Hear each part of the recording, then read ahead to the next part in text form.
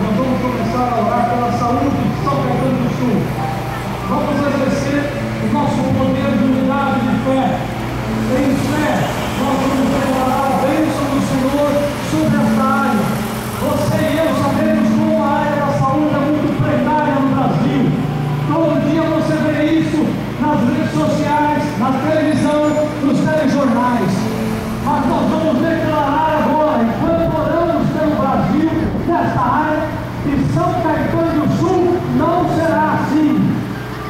São Caetano do Sul estará debaixo da bênção do Senhor. Nós declaramos a bênção do Senhor sobre o secretário de saúde, o doutor Jesus. Declaramos a bênção do Senhor sobre os hospitais dessa cidade.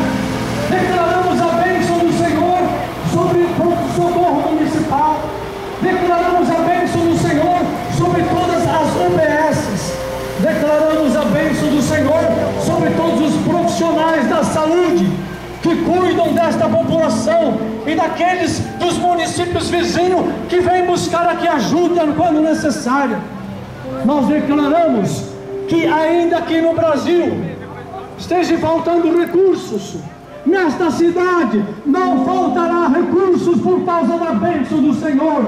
Não faltará os projetos, não faltará o dinheiro, não faltarão os recursos materiais. Esta população desta cidade não sofrerá por falha dos governantes, não sofrerá por causa dos problemas históricos que este país vive até hoje. Esta cidade será diferente em nome do Senhor Jesus Cristo, porque a bênção do Senhor está posta neste lugar.